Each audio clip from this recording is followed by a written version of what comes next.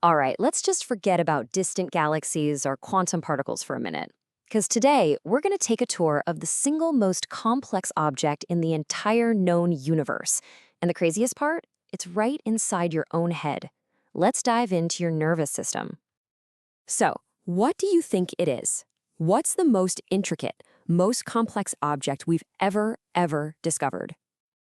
Well, you're looking at it, that 3-pound marvel right between your ears, your brain. It's this little universe of tissue, and it's the command center for our entire tour today. It is responsible for literally every single thought, every feeling, and every action you will ever experience. Okay, so like any great structure, right? Before we can just wander around, we gotta understand the blueprint. So let's start with the absolute basics, the fundamental building blocks of this incredible system. First up, you gotta know that the whole system is split into two main parts. You've got the central nervous system, the CNS, which is basically your command center. That's the brain and spinal cord. But I mean, a command center is pretty useless without a network, right? That's where the peripheral nervous system, or PNS, comes in. Think of it as all the nerves branching out, like these massive communication lines connecting headquarters to every single outpost in your body. And this whole system, it's really just built from two kinds of stuff. You've got the processors, which we call gray matter. That's where all the real thinking and crunching of information happens. And then you need to connect all those processors, right? Well, that's the job of the white matter. It's basically the high-speed cabling, zipping signals between all the different regions. And the reason it's white, it's wrapped in this fatty stuff called myelin that acts like insulation. Okay, quick heads up, this can be a little confusing, so here's a cheat sheet for you. The nervous system actually uses different names for the exact same things, just depending on where they are. So a bundle of those cables, the axons, we call that a tract when it's inside the brain or spinal cord, but the moment it leaves that area, we call it a nerve. Same thing goes for the processors. A cluster of them is a nucleus inside the CNS, but it's a ganglion out in the PNS. See? It's all about location. So, you have this incredibly important command center. How do you protect it? Well, Nature's solution was pretty genius. It built its own suit of elite body armor. Let's peel back the layers and take a look. So your brain is actually wrapped up in three protective sheets called the meninges. And kind of sweetly, the early anatomists who discovered them named them the mothers. The outermost one is the duramater, which literally means durable mother. And trust me, it is tough. Then you have the middle layer, the arachnoid mater, named because it looks just like a spider web. And finally, hugging the brain surface, nice and tight, is the delicate pia mater, or the tender mother. And floating in between all those mother layers is the final piece of the armor, cerebrospinal fluid, or CSF. This stuff is amazing. It's basically a liquid cushion that lets your brain just float inside your skull.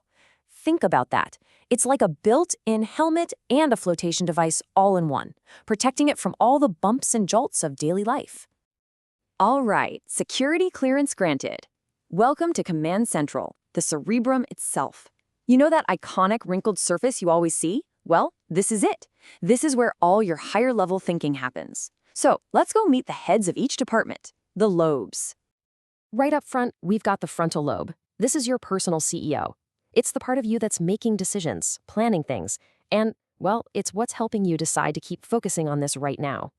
Right behind that is the parietal lobe, the main sensory hub. That's what lets you feel your phone in your hand or know where your feet are right now without even having to look down.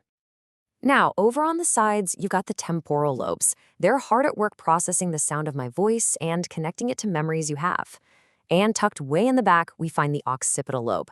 This guy has one massive critical job, translating all the light hitting your eyes into the actual images you're seeing on your screen. And this really highlights a super important point. Functions in the brain are incredibly specific. Let's just take language, for example. Broca's area is what lets you produce speech, actually form the words. But Wernicke's area is what lets you understand what's being said. You absolutely need both of them working together to have a conversation. But they're two totally separate tools in two different spots. Okay, so we've seen the executive offices. Now, let's go deeper. Let's go down to the engine room. Because beyond the conscious world of the cerebrum, there's a whole set of core machinery running all the essential systems completely behind the scenes. Deep in the core, you'll find the thalamus. I want you to think of this as the brain's grand central station for sensory info. Pretty much everything you see, hear, and touch has to pass through here first to get sorted and sent to the right place. And right below that, you have the hypothalamus. This is your body's master regulator. It's like a thermostat, constantly tweaking your temperature, your hunger, your thirst, just to keep everything in perfect balance. And connecting all of that to the spinal cord is the brainstem. This is your absolute, non-negotiable life support system. Seriously, this is the stuff you never ever want to have to think about. It's the autopilot that just keeps your heart beating, keeps you breathing, and keeps your blood pressure stable. It is the silent, tireless machinery that is keeping you alive right this second. And tucked underneath, right at the back, is the cerebellum, which means little brain. Now, if the cerebrum is the CEO that decides to move, the cerebellum is the master engineer that makes sure that movement is actually smooth and coordinated. It's the reason you can do something like touch your finger to your nose with your eyes closed, or just walk across a room without falling over. It fine-tunes everything. Okay, our tour is nearing its end. For our last stop, we're going to travel down the information superhighway that connects that amazing brain to the rest of the body. We're talking about the spinal cord. And this highway is just a masterpiece of organization. It has dedicated lanes for all the traffic. So, check this out. All the sensory information, what you're feeling, it all comes in through the back. These are your afferent signals. A good way to remember this is A for arriving at the brain, and then all the motor commands, the instructions to move, they go out through the front. Those are your efferent signals. Think E for exiting the brain. So simple. So, why does any of this physical stuff even matter? Who cares about tracts and lobes? Well, because it's not just a collection of parts, it's us. Let me tell you about the famous case of Phineas Gage.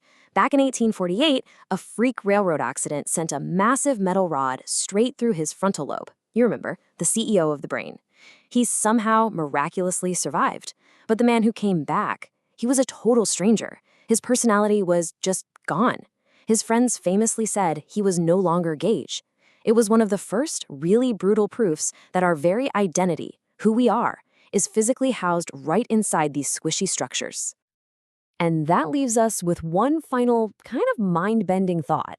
If everything that makes you you, your personality, your memories, all your decisions, is just the result of electrical signals firing between the physical bits and pieces we just toured, then what does that really say about who you are? Something to think about. Thanks for joining the tour.